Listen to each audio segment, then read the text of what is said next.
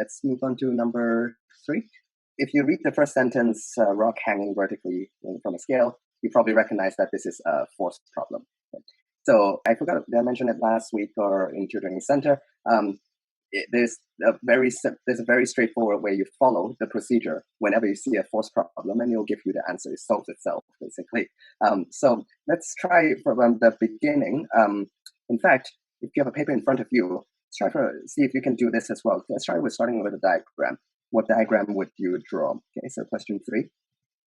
Let me give you 10 seconds to draw a diagram. Okay, so if you are actually doing this alongside together, you might realize you might run into a slight issue of how should you label things. Okay.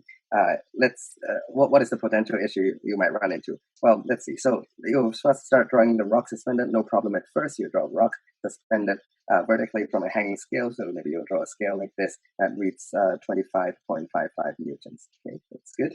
And then a beaker of water is raised up from below. Okay, so the rock is totally submerged. Okay, so you might draw this, right? And as soon as you draw this, now you run into a trouble. So this is where, as mentioned before, it's easy to look at watch someone else go through the same steps, but when you do it, it takes practice to do it correctly yourself so that it works for you, not against you, right? Because now it says the scale reads 14.72 newtons. So what should I do on the diagram? Should I erase that, or it becomes a little bit confusing if you haven't done enough of these problems yourself. So practice is still very important.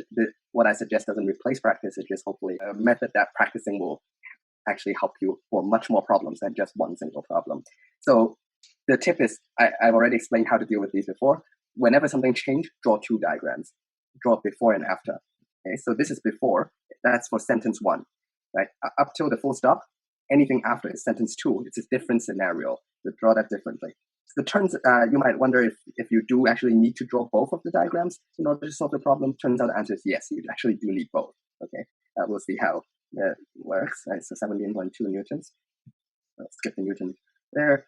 And there you go. So what is the density of the rock? Good. So that sounds like an aim, right? So you can write down on your paper as well. What is the aim? How would you write it down? This is what I would write. Density of rock equals question mark. Another lesson you saw from Andrew's solution, you saw that labeling is very helpful. So every variable was labeled in the solution I showed you. So you don't get confused what the variables represent, because the next line I said I have a density of water is also given, right? It's 10 to the power of 3. Everything is in SI base units, so that's good. Okay. So now we'll go to the solving procedure. And as soon as you have any sense that this is a force problem, you should smile, because all you have to do is adapt these 3 steps, draw a Freebody diagram, write down Newton's second law, expand all the variables, and you're done. I'll show you what I mean. It's still subtleties, but it'll get you very far, get you 80% of the way. How do you draw Freebody diagrams? Ask yourself 2 questions. What's touching the object of interest, and what's not touching the object of interest? And yet still gives it the force, right? So if you do this, right, so let's start. We have 2 diagrams. Which one will we start with? If you have some intuition, you'll probably start with this one. It seems more relevant. Turns out you do need both. But when you approach the problem for the first time, you'll start with this because it seems to make more sense. All right, so what's touching this object? The object that we're interested in is the rock, right? So what's touching it? I can think of 2 things. Can you? Right, so the first thing is the water. What does the water do? Well, what forces does the water give on the rock? It gives a buoyant force, right? Try to float the rock. So the water provides a buoyant force like this. I'll call it P for buoyant force, buoyancy. And also another thing that's in contact with it, it's the rope. So the rope gives, let's call it T for tension. That's usually the name given for forces by a string or by a rope. Anything else touching it? No. So you're done. Right? And then now you ask what's not touching it, yet still giving it a force. Well, gravity is the only force you learned so far. Actually, you learned a new one. It's called the electric force. So this system of dealing with force-related problems will come up again in the next week. Right? So if you can master this in the next few weeks, when we'll deal with a lot of forces again, it will be a piece of cake if you know how to tackle this. So you pay attention, you'll see how this works. So non-form therefore is gravity. Gravity pulls it down, so I'll put a down arrow. Let's call it weight. And so that's that. Done. I've covered everything that's touching it, not touching it. Now you write down Newton's second law, which is F equals ma, or all the so for example, all the total forces add together, it must equal to ma. But if you realize this is an equilibrium, you can directly write down a quicker formula, which is just that these have to balance, right? Everything on top has to balance anything that's pointing downwards for this to be in equilibrium, for this to be at rest. You can, if you do it the long way, Newton's second law, you realize the acceleration is 0, and then you move this to the other side, you get the same thing. Okay. You can directly go ahead with this step. This is basically, it's Newton's first law, but same thing.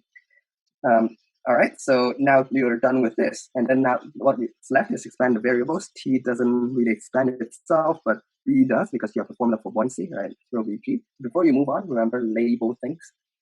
What is the rho? Because this is very confusing. Is it this or this? Well, it's obviously so this is the part where you need to know what it means. It's the fluid. Okay, so this is water, right? So when you have water, and then what is the V? The V is the volume submerged. Okay, so submerged, and then you have W. Expand that. You know the formula for W and G. Okay. Now, if this is confusing, do the thing I also always recommend. So you have expanded this. You change your pen color, and then you tick off things that you know. Right? Do I know T? No. Do I know rho? Yes. Do I know volume submerged? That's a little subtle, right? Volume submerged is actually the whole volume of the rock. Okay. Do I know that? Not really. G? Yes. M of what? Well, M of the rock, right? Because this is the weight of the rock. So do I know the mass of the rock? Not really. G? Yes. Okay. So this narrows down the situation. So clearly, one equation, you can't solve everything, and you need more than one equation. You can't solve 3 unknowns with one equation. Right? So good thing we have a second diagram. Right? But before we go there, you might be able to link the mass and the volume together. If you've done enough of these problems, you realize the density is mass per unit volume. But label things, right? So rock, rock, rock, right? So that would be good, because my aim is to find this, and this variable doesn't show up here. So it's good to find an excuse to insert this variable into the equation. So let's replace, for example, one of these with what our aim is. So VR is M rock over density of rock, right? M rock G. It doesn't help reduce the variables, but at least it inserted my aim into the equation. So I'm getting one step closer, right? So don't know, yes. Don't know. This is the final aim, yes. This is the same unknown. Yes. So still 3 unknowns. Okay. All right. So how do we go about here? Well, now let's use the second equation. Let's draw a free body diagram here. Okay. I'll draw you the diagram. What's contacting it? The tension. And what's not touching it? That's the only thing touching it, right? So the other thing is weight. Be very careful when things repeat themselves, because if they repeat, you might run into a mistake of plugging things into each other, which are not actually equal. So is this T the same as that T? No. In fact, this T is the tension here, which is registered by the scale. The scale is in contact with the rope. So the tension here is, the number that the scale reads is reflecting the tension of the rope, right? So clearly, this is different from this. Okay. All right. So in fact, that actually tells me what T is over here. But let's move on. Is this W the same as this W? Yes, because the gravity acts the same way, whether it's in water or not. This is, sometimes people get confused. They think that your weight is less when you jump into water. That's not true. It's just that you have a buoyancy helping yourself.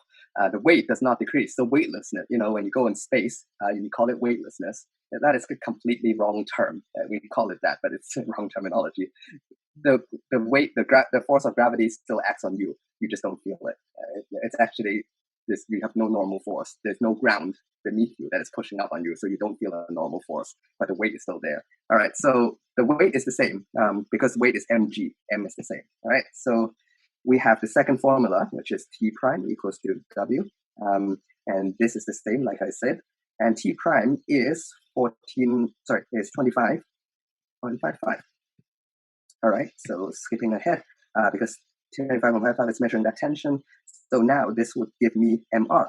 Having solved that, we can plug that in. So I do know MR, I do know G, and what is T? Well, T is 14.72, right? That scale tells you that tension. Just to emphasize again, the scale is connected to the tension, to the rope. And that's why the scale is measuring the tension of the rope. The scale is not directly measuring the weight. It's only measuring the tension. Okay? And you can solve this and you're done. Okay? So I have applied this twice, by the way. You see that I have applied it to the first diagram and I applied it to the second diagram. That gives me two equations. Give me one on this side, give me one on this side. So if you follow this, you basically can get up to this step and this step, and or at least this step and this step, and that's getting you almost one step away from the final answer. I do want to emphasize, like, having this system does not mean you don't have to study or do any practice. It does, but it helps you guide you through how to solve these problems.